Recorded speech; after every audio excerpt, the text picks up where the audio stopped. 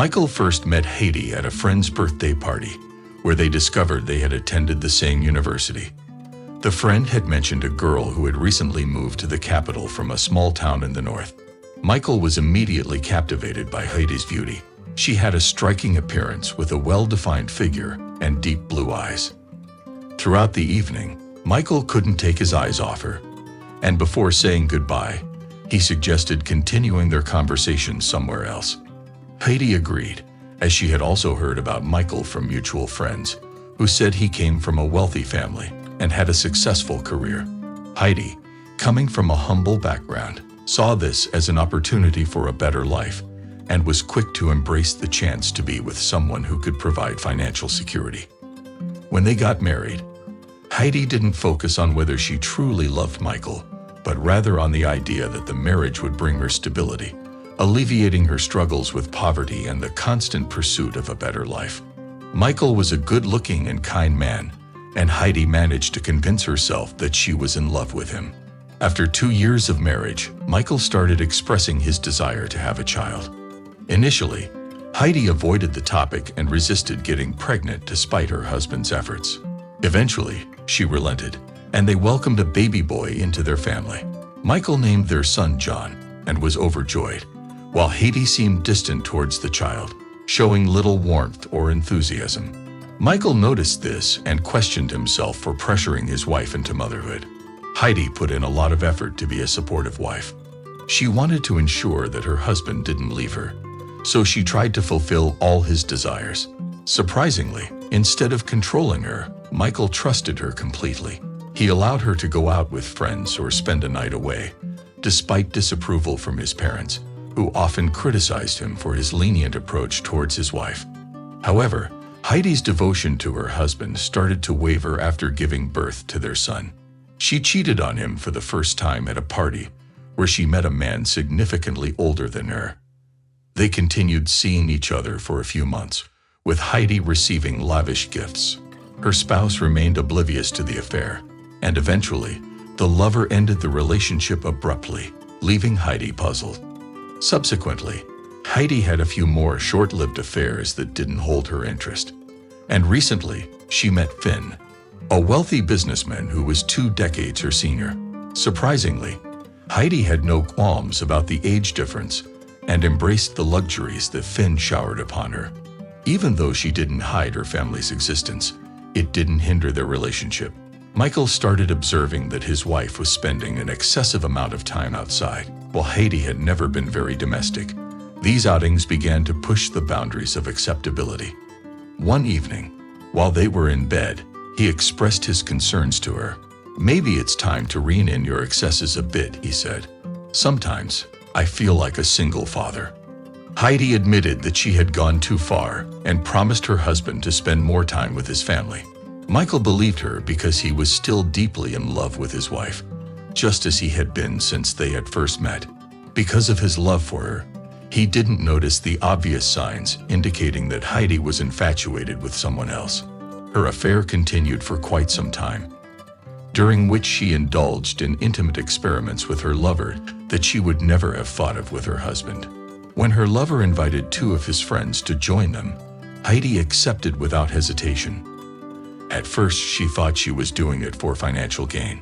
She had a substantial amount of money accumulated in her bank account, and her lover's collection of jewelry overflowing her safe. Over time, however, Heidi began to realize that she had inadvertently fallen in love with Finn and had become addicted to him. They exchanged explicit messages on their phones, accompanied by explicit photos and videos that her lover occasionally sent after another night together. Noticing that Heidi was always hiding her phone, Michael noticed that she never left it unattended and even kept it under her pillow at night so that no one could get to it. His curiosity got the better of him, and he shared these observations with his friend, who laughed in response. "Do you honestly believe she's not hiding anything in there? Can't you realize what she might have in that phone?" His friend exclaimed in surprise. This got Michael thinking, could he be right? Is it possible that my wife is really hiding something from me? Michael was determined to find out what Heidi kept on her phone, no matter what it took. However, This proved to be quite a challenge as his wife was constantly tethered to her phone and even took it with her to the bathroom. Despite the lack of a well-thought-out plan, Michael found a way to distract Heidi by involving his parents in the care of their son John and convincing Heidi to go on a date. During the date, Michael intentionally got Heidi drunk before she fell asleep. Although Michael knew roughly his wife's password, it still took him a while to gain access to her phone. Finally, when he saw everything Heidi had stored on her device, a wave of anxiety swept over him. He felt like a spy ferreting out the enemy's secrets. His hands were constantly sweating from the exertion, and his phone was nearly slipping out of his hands. Michael meticulously checked every social network, intending to find something interesting. His search led him to a conversation between Heidi and someone named Finn, which made Michael both feverish and chilly at the same time. Finn had a collection of Heidi's personal photos that even Michael didn't have. Curious about the video he had stumbled upon, Michael watched it with regret. It depicted his beloved wife in a dimly lit room, handcuffed in leather handcuffs with bandages on her arms. Unable to calm his raging mind, Michael sat in the kitchen all night looking through the correspondence between Heidi and Finn. The adrenaline rush prevented him from feeling the effects of the alcohol he'd drunk. Finally, his wife woke up and immediately noticed the absence of the phone. From the other room, she called out to Michael and inquired about his whereabouts. Michael was silent when Heidi entered the kitchen, his attention immediately drawn to her phone. It was obvious from his tired eyes and grim expression that he had been up all night. "What did you see?" asked Heidi cautiously. Michael's answer was short and to the point. Heidi's head was throbbing, as if it could explode at any moment. "Do you need help packing, or can you manage on your own?" Michael's tone was cold. Heidi reached for her phone, but Michael snatched it from her and threw it at the wall, causing it to shatter. Outraged by his action, Heidi remained silent, knowing that she could easily replace the phone. She was only upset that she wouldn't be able to contact Finn until she got a new SIM card. She didn't mention their son, John, as she had no intention of taking him with her. Leaving him in the care of her husband and his parents, Heidi was happy with the arrangement, having thoughtfully left her gifts in her mother's name, so she wouldn't have to split them with Michael in the divorce.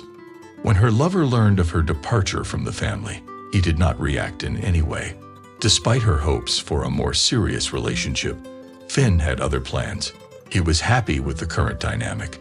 Heidi was hurt by his indifference, but at the same time grateful that he kept in touch with her when life took an unexpected turn. For a while, Finn continued his relationship with Heidi, but as a bored man, he eventually lost interest and switched to a new girl. Left alone, Heidi eventually remembered her son John, who was already in school. When she tried to contact him, he refused to talk to her, dropping a call from a stranger who had nothing to do with his upbringing. John's father had remarried by then, and the boy had developed a close bond with his kind stepmother, barely remembering his birth mother, which deeply saddened Heidi.